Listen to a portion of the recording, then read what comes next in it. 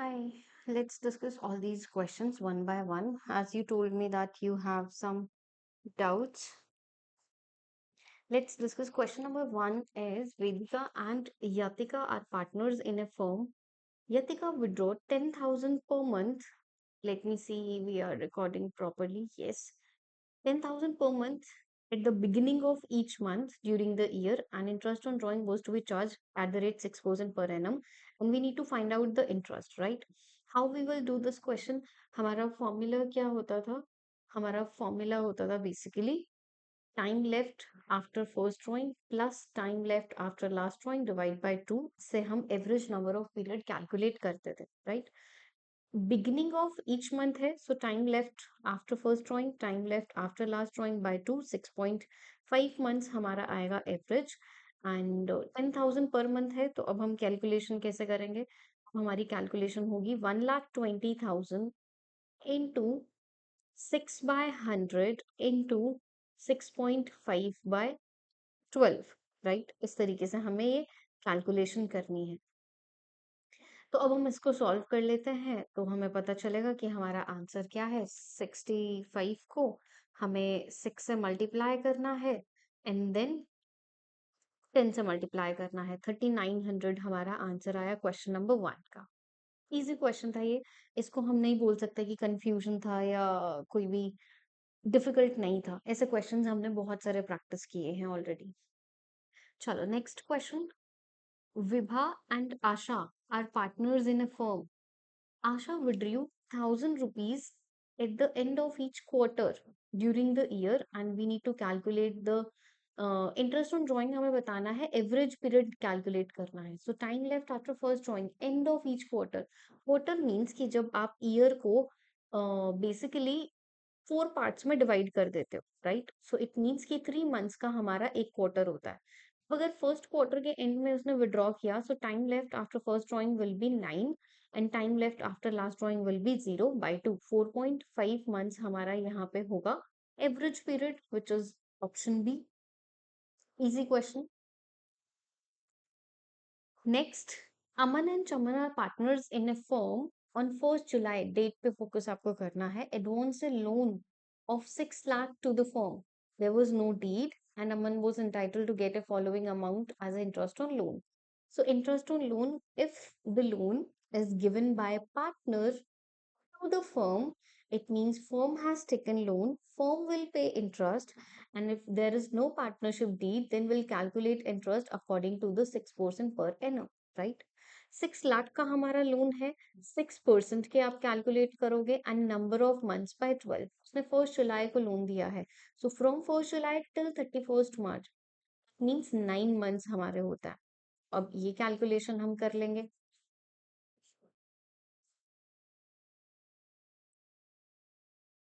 1 2 3 4 and 1 2 3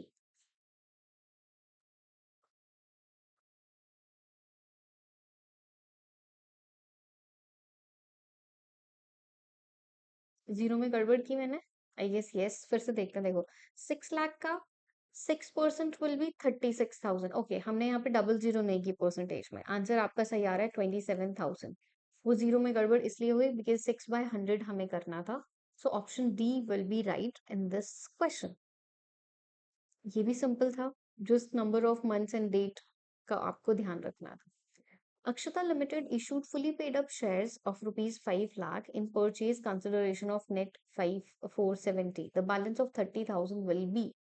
Okay. देखो हम journal entry क्या बनाएंगे हमने एसेट्स बाय की तो हमने एंट्री की एसेट्स अकाउंट डेबिट 470 की एंड आपने उसके बदले में परचेज कंसिडरेशन आप दे रहे हो 5 लाख तो यहाँ पे to the name of the vendor which is 5 lakh so if credit is more debit is less in that case difference हमारा आएगा गुडविल में और वो गुडविल हम करेंगे डेबिट 30,000 से first option is the right answer debit होगा और गुडविल में आप उसकी वैल्यू को मेंशन करोगे ठीक है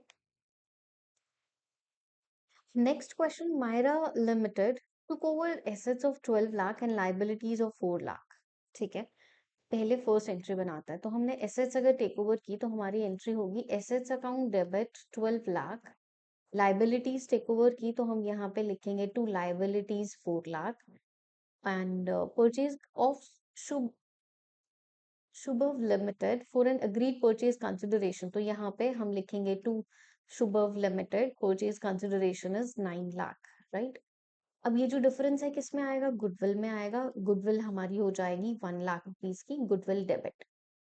next information is amount payable by issue 11% debentures of 100 each but 10% discount हमारा है।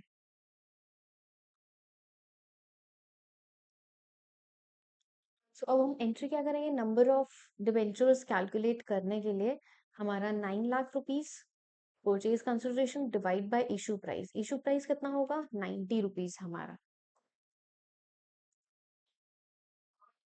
सो purchase consideration divide by issue price आपने किया तो आपके पास आई वैल्यू 10,000 डिबेंचर्स कंपनी इशू कर रही है। So option B will be the right answer in this question.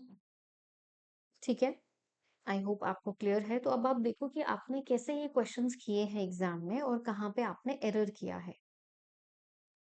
Next question discuss करते हैं। Read the following information and we need to answer. Okay, Kavita Savita and Madhu partners हैं 642. After providing IOC 10% and profits are divisible as follows. Okay, 1 by 3, 1 by 2 and 1 by 6. It means 2, 3, 1 इनका profit sharing ratio हमारे पास given है, right? Kavita personally guaranteed that Savita's share of profit after charging IOC would not be less than 1 lakh in any year. Okay, and the profit for the year ending is 3 lakh rupees before providing IOC. Okay, let's see question में हमें find out क्या करना है। Savita share of profit is short of the guaranteed amount by, कितनी amount से वो short रहता है सविता का शेयर। तो देखो अगर हमारे पास 3 लाख रुपीज है तो अगर हम अप्रोप्रिएशन में 3 लाख मेंशन करते हैं, हम उनको आईओसी प्रोवाइड करेंगे कविता सविता एंड मधु 10%।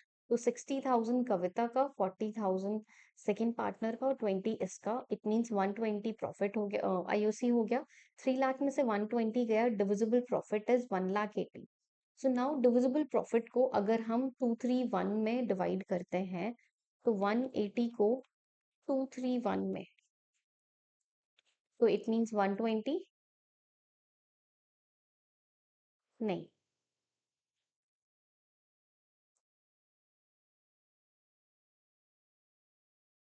1,80,000 को 231 में, थ्री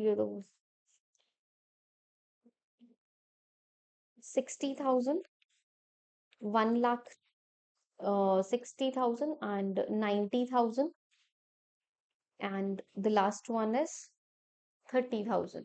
तो ये इस तरीके से इनका प्रॉफिट आ रहा है। ये है कविता सविता एंड मधु। अब कविता ने पर्सनली गारंटेड दी है कि सविता को 1 लाख रुपीज का प्रॉफिट मिलेगा आफ्टर इंटरेस्ट, राइट। इंटरेस्ट हमने सब्ट्रैक्ट कर दिया। अब उसको मिल कितना रहा है प्रॉफिट, 90,000। तो अमाउंट कितनी वैल्यू से शॉर्ट है, 10,000 से। सो option D will be the right.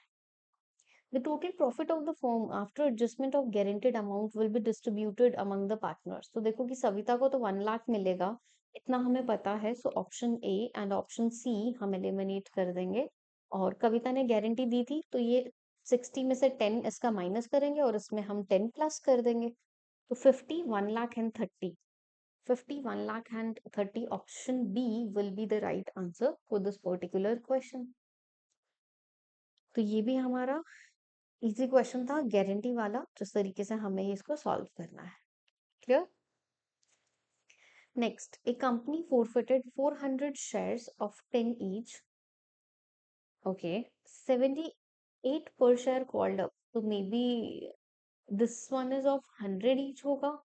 अगर 10 रुपीज का शेयर होगा और 78 कॉल्ड अप नहीं हो सकता है तो हम ये बोल सकते हैं कि क्वेश्चन में एरर है। बट अगर ये 78 है तो वो फर्स्ट कॉल 2 रुपीज की नहीं होगी, है ना। तो इट मीन्स क्वेश्चन में इसमें एरर है। अगर 10 रुपीज का शेयर है, 2 रुपीज की फर्स्ट कॉल है, तो इट मीन्स ये 7 या 8 में से एक अमाउंट है जो कॉल्ड अप है। इस केस में हम ये क्वेश्चन नहीं कर पाएंगे। उसका रीजन ये कि ये जो 7 है या 8 है हमें ये नहीं पता। इस तरीके के क्वेश्चन अगर एग्जाम में आएंगे तो ये क्वेश्चन को या तो डिलीट करता है या फिर सबको इसके मार्क्स मिलता है, ऐसा कुछ प्रोविजन होता है। हम नेक्स्ट देख लेते हैं। Xylee Limited forfeited 700 shares of 10 each issued at a premium of 1 rupee for non-payment of allotment of 5 per share. I guess this is 5. ठीक है, including premium. It means 4 plus 1. And the first and final call 3 per share. Okay. On the forfeiture of these shares, share forfeiture account will be credited with. अब इसमें forfeiture account में वो value आती है which is already paid up by the shareholder, right? तो अब देखो 10 rupees का शेयर था, 4 रुपीज अलॉटमेंट की and 3 rupees first and final call का। इट मीन्स एप्लीकेशन 3 रुपीज की हुई। सो 700 इंटू 3, इतना अमाउंट शेयर होल्डर ऑलरेडी पे कर चुका है एंड 2100 इस क्वेश्चन का हमारा राइट आंसर होगा। जब आप जर्नल एंट्री बनाओगे इस टॉपिक की, तो आप जर्नल एंट्री कैसे बनाओगे? Share capital account debit, security premium debit, share allotment, and two calls in arrear and two share forfeiture. तो यहाँ पे आएगा 700 into 10, 700 into 1, 700 into 5, 700 into this, and 700 into this, into 3 I mean। तो इस तरीके से एंट्री बनेगी और 2100 का हमारा शेयर forfeiture आएगा।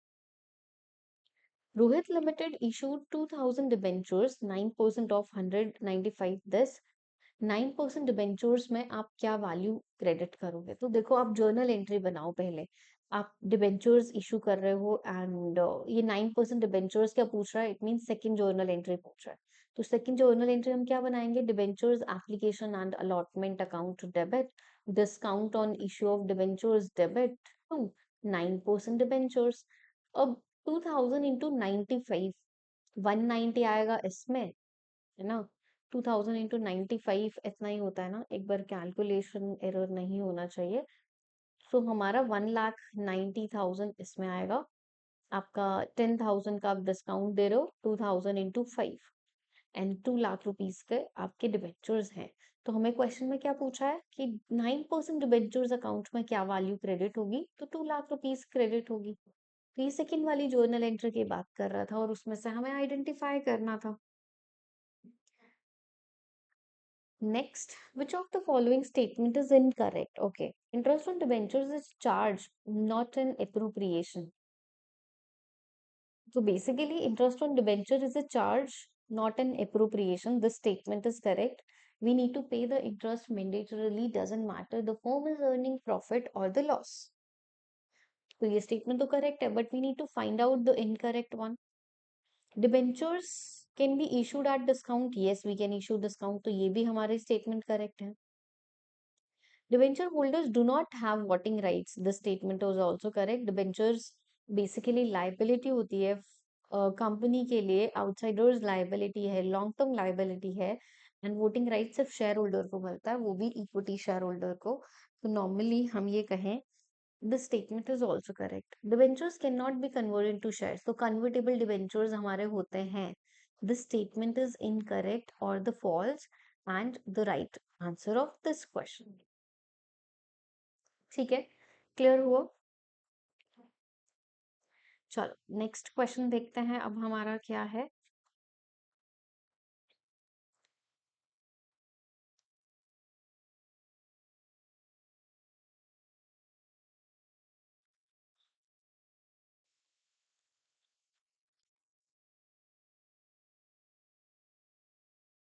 एक बार आप क्वेश्चन रीड करो and just give me 1 minute.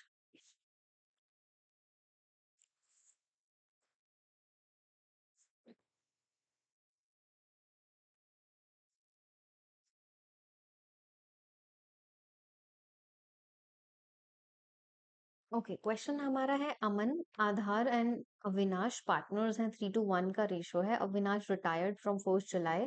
On the date of Avinash retirement, balance sheet showed a debit balance of 1,20,000 in the PL. So debit balance of profit and loss in the balance sheet. It means this data is given, this profit and loss is given in the asset side, and this is the loss. जो accumulated loss है और उसको हमें क्या करना है, सारे partners में डिवाइड करना है। तो हमारी एंट्री क्या बनेगी, हमारी एंट्री बनेगी Aman's capital debit, Aadhar's capital debit, Avinash capital debit to profit and loss account. And if this is the value of 1,20,000 तो आप 3 to 1 में इसको डिवाइड कर दोगे, ठीक है। इट मीन्स 60,000, नहीं 40,000 and 20,000, yes this is the value. अब ये रिटर्न ऑफ इस तरीके से करोगे और एंट्री बनाओगे। अब आंसर देखते हैं हमारा क्या है। In the debit side of capital account of Aman and Aadhaar in old profit sharing ratio, basically सब में डिवाइड होगा, सिर्फ अमन और आधार में नहीं। So in the debit side of capital in Aman, Aadhar and Avinash in old profit sharing ratio, yes, the statement is correct. Credit side में नहीं होगा because that is the value of loss, और loss हम उनसे charge करते हैं तो उनके capital account में हम debit करते हैं. So whenever we are giving something, the company, the firm, sorry, the firm is giving something to the partners, then we need to credit that particular thing in their capital account. And if firm is charging something from them, then firm will do debit from their capital account. Clear? Next, Nidhi, Kunal and Kabir are partners sharing profit 212. Kunal retired and the balance in his capital account after making necessary adjustment of reserve, revaluation of assets and reassessment of liabilities was 80,000. Okay. तो अब 80,000 की value है उसके capital account में, show कर रहा है balance. Nidhi and Kabir agree to pay him 1 lakh in full settlement of his claim. Kunal share of goodwill of the firm on his retirement was, okay, Kunal share of goodwill of the firm on his retirement was, तो देखो कि उसकी liability है 80,000 की and firm ready है पे करने को 1 लाख, तो इसका मतलब the difference value 20,000 is the value of goodwill. Simple. तो हमें कुणाल का ही शेयर बताना है, तो कुणाल का शेयर जब हम फाइंड आउट कर रहे हैं तो फर्म ने 20,000 रुपीज जो एक्स्ट्रा दिए वो गुडविल के नाम का वो उसको एक्स्ट्रा दे रहे हैं। इट मीन्स उसका शेयर है गुडविल का 20,000 का। Clear? Now next, goodwill is an intangible asset. Yes, that is correct. Intangible होती है, we can't see, we can't touch. Goodwill is the value of the reputation of a firm in respect of profits expected in the future over and above the normal profit. Yes, कि आप just like कि मान लो कि आपकी firm 10,000 earn कर रही है और बाकी की firm 8,000 earn कर रही है. It means you are earning more as compared to the others, more than the normal profit. So both are correct. Let's see. Option C will be the right answer for this question. ठीक है, clear हुआ? Okay,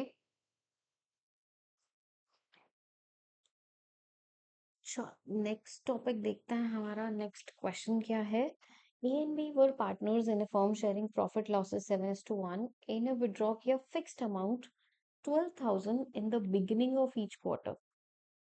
interest on drawing 6% charge है। हमें बताना है journal entry for charging interest on drawing at the end of the year will be, कि हमारी interest on drawing की जर्नल एंट्री क्या बनेगी। तो देखो कि यहाँ पे हमें ये नहीं बताया कि ये करंट अकाउंट बात कर रहा है। First of all interest on drawing capital account में या करंट अकाउंट में हमारा डेबिट साइड में आएगा, राइट? इतना हमें पता है।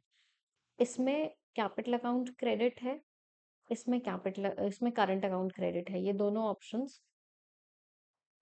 ऑप्शंस हमारे एलिमिनेट हो गए। बात करते हैं दिस ऑप्शन की, तो इंटरेस्ट ऑन ड्राइंग अप्रोप्रिएशन में तो क्रेडिट साइड में आता है, तो वो एंट्री होनी चाहिए interest on drawing to profit and loss appropriation. ये भी ऑप्शन एलिमिनेट हो गया। तो हमारा आंसर क्या बचा कि हम उसे कैपिटल अकाउंट में डेबिट करेंगे to interest on drawing. So A is capital account, 2 interest on drawing should be the right answer for this question. Okay. Next question is the part of the authorized capital which is actually issued to the public for the subscription is called the issued capital. तो first हमारा होता है authorised capital, जितना maximum capital है company के MOA में mention रहती है। And the next one is issued capital, out of the authorised कितना हम पब्लिक को इशू कर रहे हैं। Clear? Zinke Limited forfeited shares of 100 issued at a premium of 20%. Non-payment of the first call of 30 per share and the final call of 40 per share. तो देखो 100 rupees का share था, 40 रुपीज पेमेंट नहीं किया, 60 rupees payment कर चुका है share holder. The minimum price at which this share can be री इशूड। तो देखो कि जो 60 रुपीज कंपनी कलेक्ट कर चुकी है, मैक्सिमम डिस्काउंट उतना कंपनी दे सकती है, और जितना वैल्यू कलेक्ट नहीं किया है शेयर प्राइस में से, मिनिमम टू मिनिमम इतने में कंपनी को इशू करना पड़ेगा। So 40 rupees will be the right answer. Akshata and Anurag partners हैं फर्म में, 2:1 का उनका रेशो है। Akshat is admitted in the firm with 1/3 share. Akshat acquired 2/3 of his share from Akshata and 1/3 of his share from Anurag, and we need to find out the new profit sharing ratio. तो देखो कैसे करेंगे।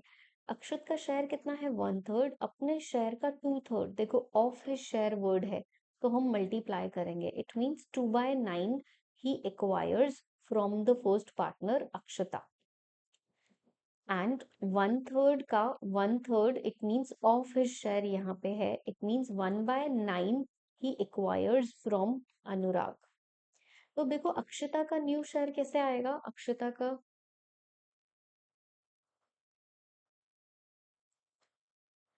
का हमारा new share कैसे आएगा, जब हम जो ओल्ड शेयर है 2/3 उसमें से सब्ट्रैक्ट कर देंगे जो उसने सेक्रीफाइस किया। तो 4/9 हमारा रिमेनिंग शेयर होगा अक्षता का, एंड अनुराग का शेयर 1/3 है, उसमें से 1/9 सेक्रीफाइस कर दिया उसने अगर, इट मीन्स 2/9 इसका बचा। सो 4/9, 2/9 एंड 1/3, इट मीन्स 4, 2, 3 इनका राइट आंसर होगा विच इज ऑप्शन डी। तो अब स्टेप बाय स्टेप करोगे तो डेफिनेटली ये क्वेश्चन हो जाएगा। अब मैं ये स्क्रीन क्लियर करती हूँ और आप ये क्वेश्चन अब खुद से करके देखो और मुझे बताओ कि क्या आपको क्लियर हुआ या नहीं।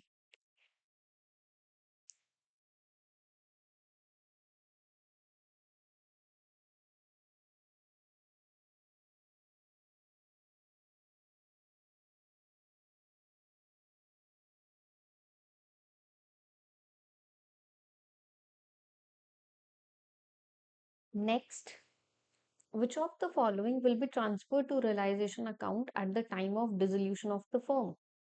सो पार्टनर्स का लोन हम ट्रांसफर नहीं करते हैं, लोन बाय पार्टनर अलग से अकाउंट बनाता है। जनरल रिजर्व पार्टनर्स में डिवाइड हमारा होता है बेसिकली। ठीक है, तो ऑप्शन 2 एंड 3 हमारे आंसर में नहीं होना चाहिए। This elimination, this elimination and this elimination, तो हम provision for doubtful date and goodwill in दोनों को हम ट्रांसफर करते हैं हमारे रियलाइजेशन अकाउंट में। तो why provision for doubtful debt को रियलाइजेशन के क्रेडिट में ट्रांसफर करेंगे, because that is against the particular asset which is debtors. And goodwill, goodwill को भी हम बेसिकली रियलाइजेशन वाले चैप्टर में रिटर्न ऑफ नहीं करते हैं।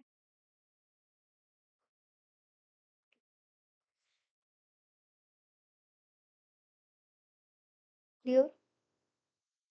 सो जो भी प्रोविजन या रिजर्व किसी पर्टिकुलर एसेट के अगेंस्ट में बनता है, उनको हम रियलाइजेशन में क्रेडिट साइड में ट्रांसफर करते हैं, और जो हम ये कहें कि किसी पर्टिकुलर एसेट के अगेंस्ट में नहीं बनता है, उनको हम ट्रांसफर नहीं करते। ठीक है, नेक्स्ट क्वेश्चन। PQR पार्टनर्स हैं, 4:3 का उनका रेशियो है। P died on 1st September. On the date of P's death, the profit of the firm on the date बोला है इसने कि प्रॉफिट फर्म का 80,000 है, तो पी का प्रॉफिट हम कैसे एडजस्ट करेंगे। 80,000 में the profit of the firm, अब पार्टनर का शेयर हमें लेना है, पार्टनर का शेयर विल बी 4/8। यहाँ पे हम नंबर ऑफ मंथ्स नहीं करेंगे, ऐसा क्यों? Because on the date of P's death, मतलब कि वो सिर्फ 1 सितंबर तक का ही प्रॉफिट ऑलरेडी उन्होंने कैलकुलेट किया है। पी का शेयर बनता है हमारा 40,000। तो ये हमें कहाँ से एडजस्ट करना है? अब middle of the financial year किसी पार्टनर की अगर डेथ होती है, तो अभी हम सारे अकाउंट्स प्रिपेयर नहीं कर रहे हैं, तो हम प्रॉफिट एंड लॉस अकाउंट से बेसिकली ये चार्ज करेंगे अमाउंट 40,000। तो देखो, debiting the profit and loss account, appropriation account नहीं, सस्पेंस अकाउंट से होगा डेबिट, बट 40,000 से।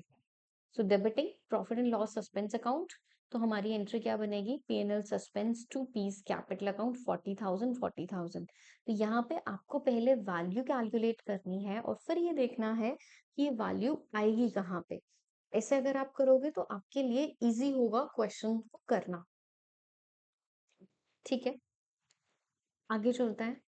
पूजा, नीता एंड अनीता पार्टनर्स हैं, प्रॉफिट शेयरिंग रेशियो इनका 3:1। पूजा रिटायर होती है and her share is taken up by Neeta and Anita equally. And new profit sharing ratio हमें बताना है। ओके, सो पूजा का शेयर है 3/6, इट मीन्स 3/6 का हाफ 3/12 लिया नीता ने एंड 3/12 लिया अनीता ने। अब नीता का ओल्ड रेशियो क्या था? देखो 2/6। अब उसमें हम प्लस क्या कर देंगे? 3/12, बिकॉज ये जो शेयर उसने एक्वायर किया है। अब उसका न्यू शेयर कितना हो गया? 7/12। हम बात करें अनीता की, तो अनीता का शेयर कितना है? 1/6। एक्वायर कितना किया उसने? 3/12। So 2 plus 3, 5/12, 7/12 and 5/12. It means 7:5 is the right answer for this particular question. Clear हुआ? Under what circumstances interest on loan will be debited to profit and loss account? So interest on loan will be debited to profit and loss account in every circumstances.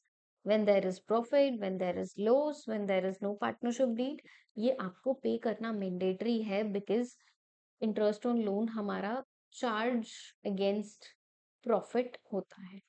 तो अगर charge against profit हमारा है और आपको पे करना जरूरी है, आप प्रॉफिट एंड लॉस अकाउंट में डेबिट साइड में लिखोगे हर बार। So option D is the right answer, all of the above. Now next question, gaining ratio applicable for. Gaining ratio कब होता है? बेसिकली हमारा रिवैल्यूएशन के लिए नहीं, रिवैल्यूएशन पे प्रॉफिट और लॉस जो भी होगा वो सारा ओल्ड पार्टनर्स में डिवाइड होगा ओल्ड रेशियो में। For retiring partner share of goodwill only, for the distribution of free reserves and profit, ये भी हमारा reserves and profit old partners में जाएगा उनके ओल्ड रेशियो में। फॉर कैलकुलेशन ऑफ प्रॉफिट नहीं। Option A will be the right answer, कि जब हम रिटायरमेंट में गुडविल की कैलकुलेशन करते हैं, तो देखो सिंपल सा फंडा, एबीसी में से लेट्स से बी रिटायर हो रहा है, तो बी का शेयर या तो एक पार्टनर गेन करेगा या दोनों पार्टनर गेन करेंगे। सो गेनिंग रेशियो हम रिटायरमेंट में जब गुडविल की एंट्री पास करते हैं तब हम सॉल्व करते हैं, इतना हमें पता है। Now next question, on dissolution of A firm the balance sheet reveal the total. Okay, dissolution की बात हो रही है। क्रेडिटर्स कितने हैं? 50,000 के। टोटल कैपिटल कितनी है? 48 की। कैश बैलेंस इतना है। Assets realise 12% less. So loss on realisation आपको बताना है। तो directly you can not calculate the loss of realisation, पहले आप एक रफ बैलेंस शीट बना के देखो। इसने क्या कहा? क्रेडिटर्स 50 के हैं, ये हमारी लाइबिलिटी साइड। कैपिटल हमारी 48 है। कैश का बैलेंस 3,000 है, तो मतलब कि लाइबिलिटी साइड का टोटल 98 है। आपका एसेट साइड का टोटल भी 98 आना चाहिए। तो जब आप मेमोरेंडम बैलेंस शीट बना रहे हो, आपकी एसेट्स की वैल्यू आई 95,000, राइट? अब रियलाइजेशन का लॉस कैलकुलेट आपको करना है, तो आप कैसे कैलकुलेट करोगे? पहले आप रियलाइजेशन बना के देखो। देखो लेट्स से कि डेबिट में आपने 95,000 की एसेट ट्रांसफर की, क्रेडिट साइड में आपने 48,000 के क्रेडिटर्स ट्रांसफर किए, राइट? एंड क्रेडिटर्स की आप पेमेंट कर दोगे इधर 48, और एसेट्स रियलाइज हो रही है 12% लेस। तो 95,000 का हम 12% कैलकुलेट करेंगे। सो 95 इंटू 12, 95,000 का 12% लेस, सो 12% हम कर रहे हैं 1140, इतनी वैल्यू कम रिसीव हुई, सो इट मीन्स 95,000 में से हम ये माइनस करता है तो आपको जो वैल्यू मिली है दैट इज 83600। अब आपको लॉस फाइंड आउट करना है तो आप टोटल कर लो, so the total of asset side is this 143000 and the total is this, so 143000 में से जब आप माइनस करोगे क्रेडिट वाली आइटम तो आपका 11400, ये आपका लॉस आ गया। तो आप डायरेक्टली भी कर सकते थे इसको कि भाई 12% लेस में रियलाइज हुई है तो जस्ट एसेट्स की वैल्यू कैलकुलेट करो एंड उसका 12% लेस आपकी वैल्यू आ जाएगी। Now the last question is, Savitra Limited issued 50,000 8% debentures of 100 each at a certain rate of premium. So we don't have the rate of premium and to be redeemed at 10% premium. Okay. At the time of writing off the loss on issue of debentures, statement of P&L was debited 2 lakh. At what rate of premium these debentures were issued? I can say that this question is the interesting. And let's see कि हमें करना कैसे है. Definitely we can solve this question by doing the journal entry. जो journal entry हम prepare करते हैं, steps हमारे जो होता है वो सब discuss करेंगे. So first of all हम इसको copy paste कर लेते हैं हमारी screen पे. And let's see हमें ये कैसे करना है. देखो जब आप entry pass करोगे, सेकेंड वाली जर्नल एंट्री तो आप कैसे पास करोगे वो देखता है। तो हम एंट्री फर्स्ट एंट्री हम बनाएंगे bank account debit to share debentures है, sorry, so debentures application and allotment account. Second entry हम बनाएंगे debentures application and allotment account debit to debit loss on issue of debentures debit to how much percentage debentures, 8% debentures, then हमने security premium पे issue किए हैं to security premium and then to uh, premium on redemption of debentures, right? So 50,000 के आपके debentures हैं 100 each, it means 460 हमारी आएंगी 1 2 3 4 5 6 50 लाख के आपके debentures हैं। then 10% प्रीमियम हमारा है, 50,000 हमारा प्रीमियम है। नहीं, 50,000 का 10% will be 5 lakh, 50,000 into 10 will be 5 lakh, right. अब हम ये जो लॉस रिटर्न ऑफ की एंट्री जो बनाएंगे तो हम क्या एंट्री बनाएंगे, security premium debit profit and loss account debit to loss on issue of debentures. तो loss on issue of debentures हमारा 5 लाख है, तो उसने ये कहा कि हमने पीएनएल से डेबिट करा है 2 लाख में, इट मीन्स 3 लाख हमने सिक्योरिटी प्रीमियम से रिटर्न ऑफ किया। अगर हमने 3 lakh security premium I mean collect किया है एंड ये अमाउंट हमने रिटर्न ऑफ किया है, सो 3 lakh is what percentage of 5, 3 lakh is what percentage of 50 lakh, so that is the 6%, C will be the right answer। तो ये परसेंटेज हम किसे निकालते हैं, 3 lakh divide by 50 lakh into 100 करेंगे तो हमें पता चलेगा कि 6% हमारी प्रीमियम की रेट है। इस तरीके से ये क्वेश्चन होगा। तो देखो अगर आप डायरेक्टली नहीं कर पा रहे हो, ऑप्शंस चेक करो, ऑप्शंस चेक करने के बाद आप कैलकुलेट करो, इजीली हो जाएंगे। सो 1 मार्कर हमारे सारे डिस्कस हो गए हैं, 1 बाय 1 करके हमने सब डिस्कस कर लिया है। आई होप कि आपको भी क्लियर है।